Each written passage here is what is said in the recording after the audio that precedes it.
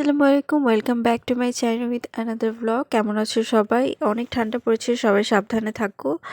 আর যারা আমার ব্লগ আজকে দেখছো তারা অবশ্যই যে এখনও যারা সাবস্ক্রাইব করোনি করো, লাইক কমেন্ট শেয়ার করো। তো একটা খুশির খবর হচ্ছে, আমি প্রায় ধানমন্ডি লেকে হাঁটতে যাই, কিন্তু আজকে হাঁটতে গিয়ে দেখি যে মানে আনএক্সপেক্টেড ব্যাপার স্যাপার।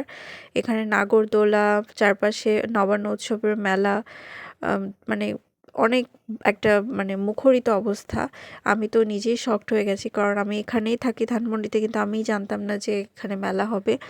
যাই হোক, অনেক রকম পিঠা, যেগুলো আমি নাম জানি, কিছু কিছু নাম জানি না, এরকম প্রচুর পিঠা। নোয়াখালীর, তারপরে উত্তরবঙ্গের সব রকমের পিঠা, তারপরে এই যেখানে পানিপুরি স্টল, এছাড়াও জুয়েলারি, ড্রেস, এগুলো স্টল নিয়ে বসেছিল।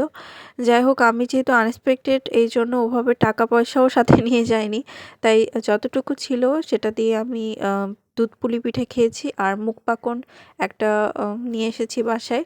তো এখানে এই ড্রেসের দোকানটা তোমাদেরকে এক ঝলক দেখিয়ে দিলাম। আর এখানে স্টেজে অনেক গান বাজনা হচ্ছিল, আর সবগুলো ভাটিয়ালি বাংলাদেশের যে আঞ্চলিক সংগুলো সেগুলো হচ্ছিল। অনেক সুন্দর একটা পরিবেশ, এবং প্রচুর ভিড় ছিল। আসলে আমার মনে হয় যেহেতু ফ্রাইডে, সেহেতু সারা ঢাকার মানুষই মোটামুটি ভালোই ভিড় করেছে। আর শুধুমাত্র যে ধানমন্ডির লোকেরা ছিল তা না, আশেপাশের স্থান থেকেও মানুষ খবর পেয়ে বা ফ্রেন্ডদের সাথে আড্ডা, যেহেতু ছুটির দিন বুঝতে পারছো, অনেক ভিড় ছিল। আর যারা আমার মতো খুঁটিনাটি ক্ষুদ্র ভ্লগার, তারা সবাই ভ্লগ করছিল, এবং ভ্লগগুলো জন্য আসলে এত ভিড়।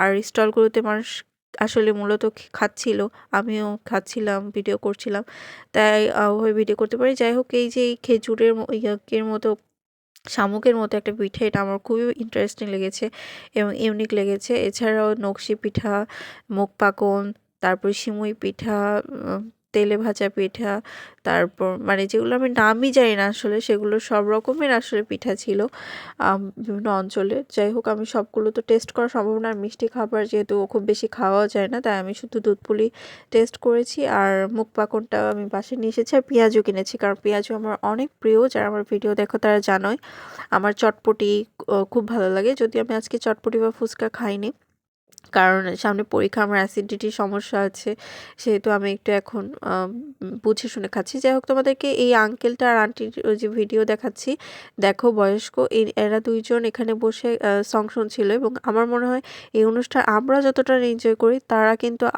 যেহেতু আগের জেনারেশন মানুষ, তারা আরও বেশি এনজয় করে। আর এখানে অনেক রকমের মুখ পাকন বা নকশি পিঠার ডিজাইন ছিল, মাছের, মোরগের, তারপর পাতার, অনেক রকম ডিজাইন ছিল।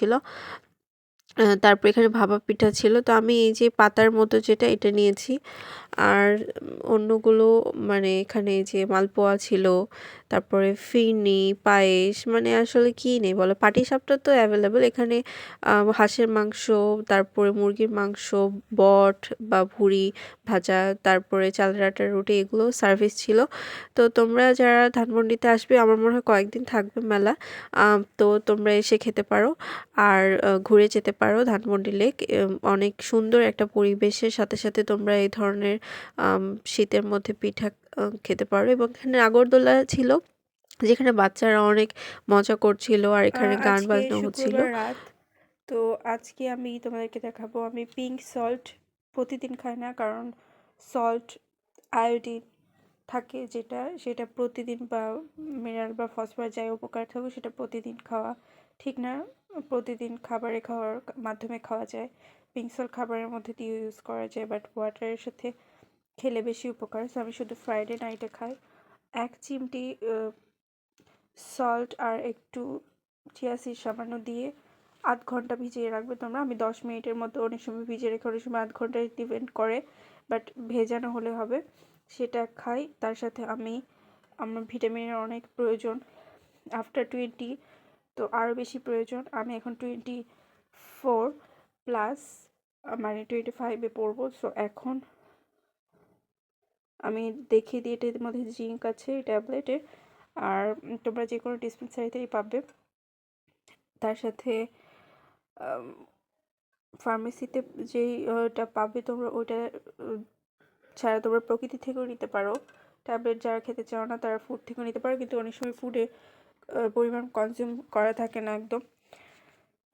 সো এই জিঙ্ক আর ভিটামিন বি কমপ্লেক্স কোটেড দেয় যেটা, এইটা আমি খাই। আর ক্যালসিয়াম খাই, ক্যালবোটি এই ধরনের যেটা অতিরিক্ত খাই না। যখন আমার মনে হয় হাড় ব্যথা করছে বা খারাপ লাগছে তখনই খাই, বাট নিয়মিত খাওয়া উচিত, নাহলে চুল স্কিনের জন্য ভালো না। আমার স্কিন এখন একটু খারাপ, কারণ ডাস্ট অ্যালার্জি হয়েছে। সো এই জন্য আমি এখন ভিটামিন বি বেশি প্রেফার করছি ক্যালসিয়ামের থেকে। ক্যালসিয়াম তোমরা খাবারের মাধ্যমেও পেতে পারো, পুঁই শাক, ঢ্যাঁড়স, দুধ খেতে। আমি যেহেতু ল্যাক্সেটিভ ইনটলারেন্স, আমি ল্যাক্সেটিভ তেমন একটা খাই না, কারণ আমার অ্যালার্জির সমস্যা। দুধ খেলে আমার অ্যালার্জি আর ওজনও বেড়ে যায়।